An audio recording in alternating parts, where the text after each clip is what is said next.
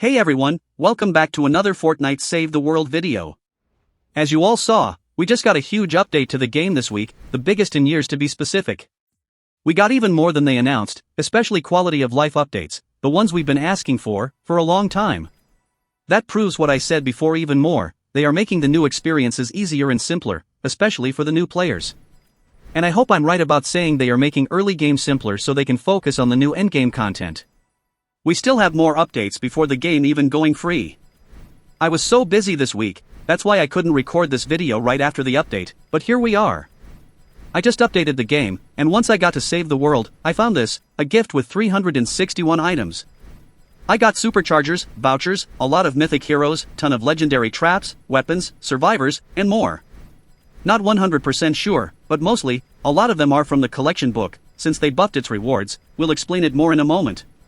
But superchargers from the collection book will help a lot of people, especially if you are late in your ventures or don't love to play it often. And if you checked here, a hero supercharger from the collection book after I reach level 750. A good buff for the collection book, especially if you love to level it up. If you didn't know, people used to get V-Bucks from it years ago. And yes, founders still get their V-Bucks after Save the World going free. I see this question everywhere.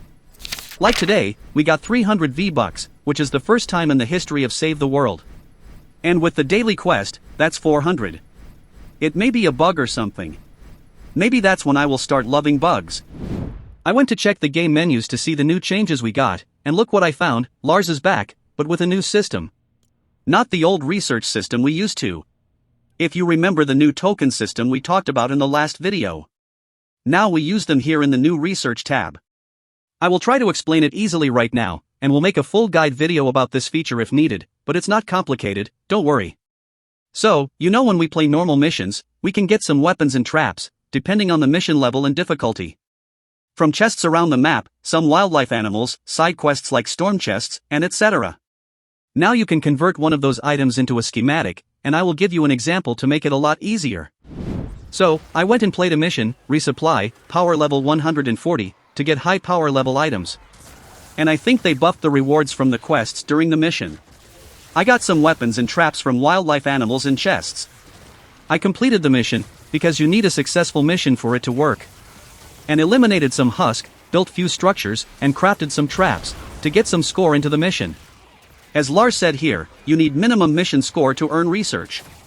So, AFK players or who doesn't participate won't get anything, which is very good. We need more actions like that for players who join and just stay AFK, relying on others to finish the mission. Once I finished the mission, the diamond next to the research went green, and I found all the traps and weapons I found. Now I can pick one of them to convert it into schematic, which is huge. You get the schematic with the same level, perks, everything. One thing I noticed, I recycled some of these weapons and traps during the mission, but still, they are available here and I can pick them to convert, which is very good if you have full inventory and want to pick a lot of items during the mission. I will pick this broadside. It is power level 127, with almost god roll perks. And as you see, I got a schematic with the same exact thing. I got excited and thought it will give me more manuals, perk ups, and upgrading materials, since it's a high level one, but I was wrong. I got the same thing as a normal level 12 schematic, which is reasonable to be honest. Because if I was right, people could get ton of materials easily. But like this, you can get a high power level schematic with decent perks to play with.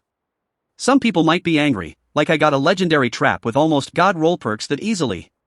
Like power level 127 is almost max. Now all I need to change the perks to better ones, and make it level 50, and that's it, I have max trap in just one mission. Maybe supercharging it as well if I have some trap superchargers. In few missions, I can get max weapons and traps like that. I hear you, new people can get items now easier, yes, but you missed something. I'm power level 145, and have already everything maxed out. I was in a power level 140. New players can't even get that close to a mission like that yet. So, all they will get is some low-level green, maybe blue schematics matching their power level. But what they got carried. Like a new fresh account can get carried to a power level 160 mission. Don't worry, the rewards are locked to your power level as I heard. I don't think they will add a powerful system like that without making sure it won't ruin the game balance. You can see it like it's a system that helps you while progressing in the game. You reach certain power level zone, you get some schematics close to that zone level to help you. I know, still a huge thing for new players, like we spend a lot of time to get these items. But as I explained before, games make the progress a bit easy so new players can catch up, especially if they are expanding their games. Like imagine someone joined a game 8 years later, don't expect the game will make they wait more 8 years to reach your current level in the game. Some people like that, others not. I will try to make a video to cover this point later. So, after picking the schematic, now the diamond is back to gray. But what if I forgot to convert, and went and played another mission? Lars will just pick the strongest one. For me, it will be an endless feature for manuals. But during that mission, I noticed a lot of things. The supply drop takes 6 minutes to reload, not it's just 3. Not just that, it gives even more loot. Same thing with the turrets, they reload faster. Seems like all of the gadgets got reduced reload time. I will be checking all of them and will update you. But not just that, when I finish the mission, well, check this. You see how it took me to go back to the home base? Not sure if because I was solo or not. But this was differently faster than before. They mentioned post-mission screen improvements in the home base report. They didn't explain it much, so, more testing on the way. Your commander level is now called home base level. And you get legendary flux, a 100 every 20 level after max level. I would love them to raise the cap above 310. Like we already get rewards, why not make it infinite for example? For the resources. Instead of heroes and survivors XP, now both are combined into people XP. Weapon designs and trap designs are now combined into schematic manuals. The llama shop tab is now called exchange. The tab now unlocks after completing Storm Shield Defense 5. Meaning newer players will access it a bit further into their progression. Not sure why they did that, but it's not a big deal I think. New players don't have a lot of gold yet, but what about the llamas? Then they mentioned starting in version 40.20, the exchange opens earlier right when players enter home base for the first time. The items tab remains unchanged and still unlocks after completing Storm Shield Defense 5. We got some huge visual changes as well for Stonewood and Plankerton. That's why all the trees spawned again, which I'm happy with.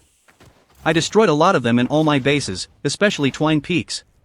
Back in the days we got a very annoying bug when the game kicks you during endurance for no reason and give you a random error. One fix everyone was talking about is destroying all the trees in your base.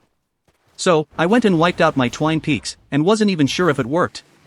I hope they do the same in Twine as Stonewood and Plankerton. I saw leaks for a lot of things coming to the game, like the new Founders logo, but I will keep it for the thing we already got for now. I'm sure we got more changes to the game, but these are the most important ones I found. I wasn't home for a week, so I'm still catching up and trying to post this video fast so I can stream later today. I will be testing the game all week and will update you with all the changes. We'll be testing endurance as well, to see if we got any changes for it. And that's it for this video.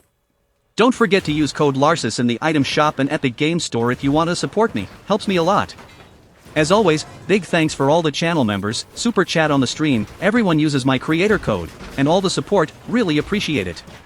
Like, subscribe if you are enjoying the content, so YouTube algorithm will suggest the video for more people. Hope you enjoyed the video, and as always, see you in the next one.